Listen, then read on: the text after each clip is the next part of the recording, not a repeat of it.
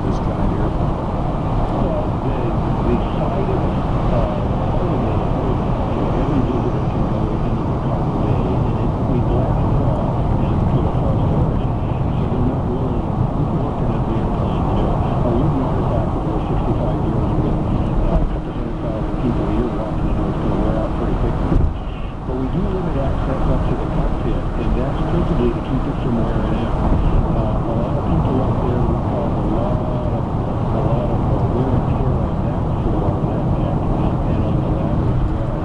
We are not sure of it not the cable holder. We're working with two families up to 6 people up in the carport. Pull you over to Mr. Hughes' lawn and take your picture, and that's a $25 charge.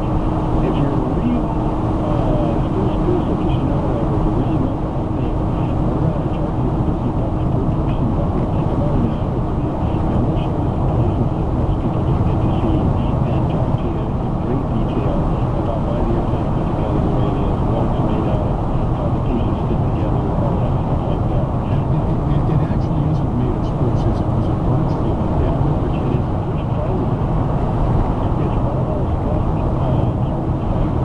You can take a birch log down to a 1/9 of an inch thick, and when it dries out, it's a 1/10 of an inch. So imagine 100 plies and a 1-inch piece of plywood, all put with their grains different ways, glued together with a really amazing resin glue, pressed and heated to 400 degrees to set the glue. How strong that would be. Well, that's why that airplane is so strong. And this plane was so big that they actually had hatches so that the crewmen during flight, if they had to, could go into the wings and do some work on the engines while the plane was in flight. Yeah, you can go in and service some parts of it. The engines are all kind of out in the cells. You really can't get to it. But you can get to the back of it. So you could get in and with a little oil or whatever things fix that. But to leave it intact, you've got to go out and get in the cell.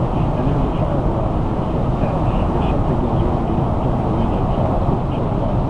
How big is this plane now in terms of other airplanes in the world today, 65 years later? How big does it rank still? Okay, it is. The wingspan is still the longest wingspan on any airplane ever built. So, you know, 747-8, which is the new 747, or Airbus 380, or even the AN-225, the Russian Myra, our wings are longer. The fuselage is as thick as anybody else's. There we have a picture of it compared to other sizes, and you notice one of them looks like it's thicker. That's because it's got wheels. It's not sitting on the ground. And the Spruce Goose doesn't have wheels. It's sitting on its belly because it's a boat. So, and the tail is tied with anybody else's, the height of somebody's tail. So it's right in there pitching. It's not as long as a Myra. It can't carry as much cargo or as much lift as much weight. But, you know, a 1947 radial engine isn't nearly as powerful as a Gen X turbojet that you'd see on the new big airplane. Larry Wood is the executive director of the Evergreen Air Museum. Larry, I know you've got dozens of other unique aircraft that are on display there. You've got the whole Space Museum with a full Titan missile. You've got the IMAX Theater. You've got that water park. And I thought it was brilliant to put that used 747 on top. People may not realize that thing's the real deal and really did fly. I can't remember how many hundreds of thousands of miles it flew, but you've got a unique... How many? 15 million. 15 million miles, and you have a unique setting. I know that it looks like you're getting ready to build the hotel that's going to be out there. And Del Smith has been so generous to do this in name of his late son, and I can't thank Del Smith enough for creating another unique tourist attraction and a real piece of history in Oregon, and for bringing the Spruce Goose up here and putting it in just an absolutely beautiful setting. I'm glad to tell people to stop by there, and Larry, we appreciate you taking the time. Yeah, and we need you to come by again, Mr. Larson. I haven't seen you for a while. I know, but I mean, they've had me running down to the casino, and every time I drive by, I think about that. I see that beautiful big airplane, and we'll get by there this fall now that the rain has started, and I appreciate you taking the time today. All right, thank you, sir.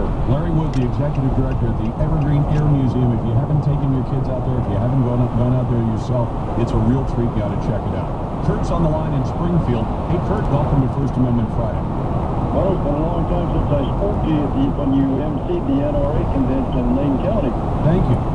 But what I was asking, New Jersey refused help that was non-union. Yeah, they sure did. They will take forced labor. They'll take the National Guard. And they're not getting union wages, are they? That's right. Now, how crazy, Jen, and now what do you suppose Eugene, I know it's, I think Springfield would do, But if we had a major calamity, like the earthquake they keep saying is going to hit us one of these days in the Northwest, do you think that you'd see unions out here? We're not a right-to-work state. Do you think we'd see unions telling those city councils? For Springfield you would. I can't say the same thing for Eugene. Eugene's a whole different animal, isn't it? That's right. Kurt, thank you very much. I appreciate the call. 866-439-5277. Jerry's on the line in Forest Grove. Hey, Jerry, welcome to First Amendment Friday. Hey, Lars. I've been sitting on phone bank, Republican phone bank here in Hillsborough for the last couple of days, and it's awful funny that the only people that were nasty and used four-letter words towards me were Democrats. What'd they say? I mean, without using those four-letter words, it could get me in trouble. What'd they say? What was the gist of their comments? I wouldn't vote for that F woman and things like that. There was a lot of bigotry. Lots of bigotry. Oh, those must be those tolerant Democrats we're always hearing about. Yeah, that's the tolerant Democrats, you know. And the other thing I wanted to bring up is, you know, in New Jersey where they're going to bring in the military to do the voting? Well, to handle getting the polling places set up and all, yeah?